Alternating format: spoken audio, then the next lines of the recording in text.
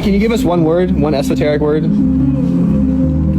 Television. Tell a vision. Telling a vision to your consciousness. If you turn on your television, you click on a program. What does a program do? Programs practice programming. On that program is a channel. A channel is a term used for communication with spirits or otherworldly beings when somebody channels something. Often on these programs are something that is being broadcasted. So when you break down phonetically the term broadcast, it's a broadcast, like someone's casting a spell. You could cast a spell broadly. What is broadcasted? The news. News, N-E-W-S. That's an anagram for northeast, west, south. It is all directions being broadly casted. Oh, wow. So just be mindful when you turn on your television. Anton LaVey, do you guys know who this is? Yes. Oh, yeah. Okay, the guy who started the Church of... Listen to this quote. Television is the major mainstream infiltration for the new satanic religion. He even goes on to say the TV set or satanic family altar has grown more elaborate since the 1950s, and from a tiny little fuzzy screen to huge entertainment centers covering entire walls with several TV monitors. What did he call the TV set? The satanic family altar. I think Wow. I don't think that it is coincidence what she says in those videos and you know what Antoine LaVey had said, but if you think about it, it's kind of outdated. Those terms and those thoughts of that nature. I don't necessarily watch a whole lot of TV anymore, but I'm on my phone plenty enough. When I first wake up, I want to look and see what the weather is going to be today, or you know, what's the latest breaking news, or what, you know, what's happening in the world. So if that was the programming then, we only have to wonder what in the world is. Questions than answers tonight after a box of NYPD uniforms were found seemingly abandoned in Borough Park. Take a look at the video from Borough Park 24 News. Police say a 911 call led them to the discovery on Tuesday at around 8:30 p.m. We're told officers found pants, shirts, jackets, and hats. Those items were taken to the 66th precinct for safekeeping, and the investigation remains ongoing. Seriously? Police uniforms just sitting on the side of the street? Nobody knows where they come from? I'm pretty sure I know where they come from. You can't just go to a store and buy those. There's only one place that has them. And they have boxes sitting on the street for anybody to come and get them. Hey, come and get them. Don't know what you're gonna do with them. Come and get them. This story does not make any sense at all. You have to wonder what in the world. I don't even know what to make of it. I don't think we'll ever get an answer. Nobody's ever going to come forward and like, oh, that was me. I keep the room back there, and I just went and put all of these out on the street. I thought somebody may be cold and want to dress in police officer uniforms. Hey, without me, these are videos you may never see. Don't forget to like, share, and subscribe. All right, so what's the chip thing in the hand? So anybody who scans their hand who comes in has an Amazon One account. And if they have an Amazon One account, it's going to whatever could be linked to their Amazon account profile. Whereas anybody who's inserting a card here is actually coming into the Hudson store, even though they're technically the same. There's only 4 Amazon Just Walk Out stores in just the United States. They've opened up a few new Go Fresh stores, so you can still use alternative payments there. But for Just Walk Out, walk-in technology, it's just the 4. One's going to be in New York, one's in Los Angeles, one's going to be in Chicago, and one's right here in Nashville, Tennessee. Fantastic, perfect. Thank you so much. I thought, is that AI? I mean, is this real? And sure enough, you can look it up, it's real. And it got rolled out like 5 years ago. Just thought this can't be real, but it is real. And Apple ID, you know, you don't need a passport anymore. You can go straight to the front of the line and just give us all of your data. Give it to us. We'll keep it safe. It's secure and ultra convenient. But look at the other countries right now. They're not getting the option. They're being told that, hey man, you're going to do this. And listen, even here in the States, you can't fly if you don't get the real ID. There was a book written, you know, years ago, the Bible, and it said that this was going to happen. And it's happening at light speed. When I was a kid, I used to wonder, like, how would, like, the mark of the beast, how would any of that ever come about? We didn't have a computer in my house. And we got satellite in my house when I was like 16 years old. Now, if you would have told me that you'd have a box, you carry a little phone and it'll have everything, I probably wouldn't have believed it. But it's here. All I could say about this, give us your biometric data, is no. No, I'm not. I'm not going to do that. You can do it if you want to. I'm not going to do it.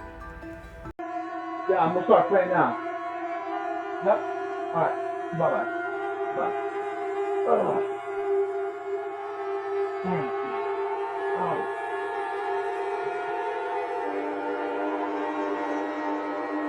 In the name of the Father, Son, and the Holy Spirit, I ask you, Jesus, for healing in this home. I ask you to take these demons away from my house.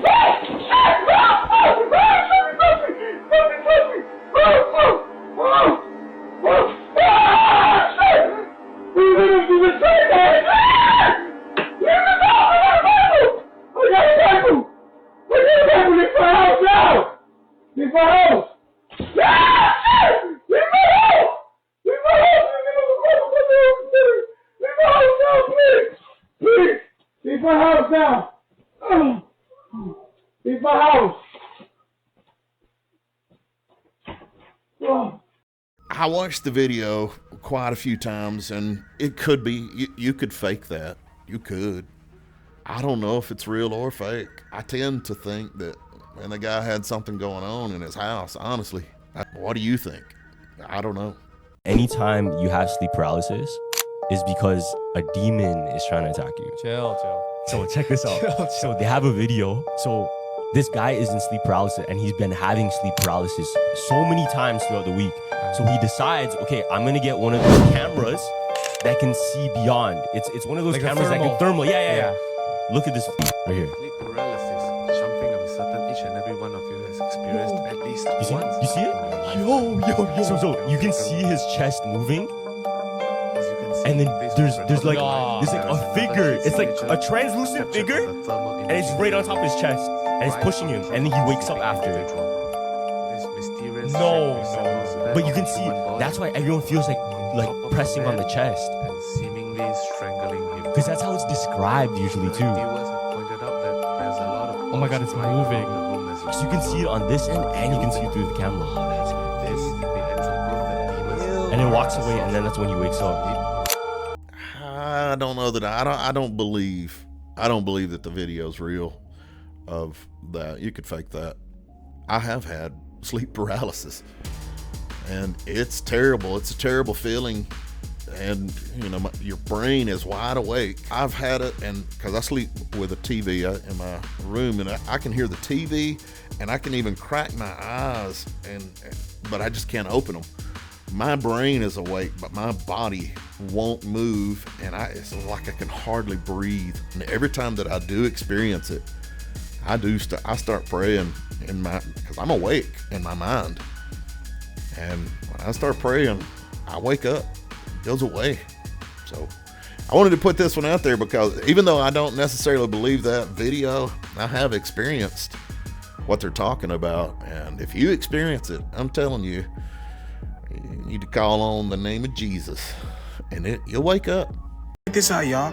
This guy is constantly getting hit in his face by the light on his phone, but he can't even tell. This UV light is constantly flashing at him, but he can't even tell. Look at that, y'all.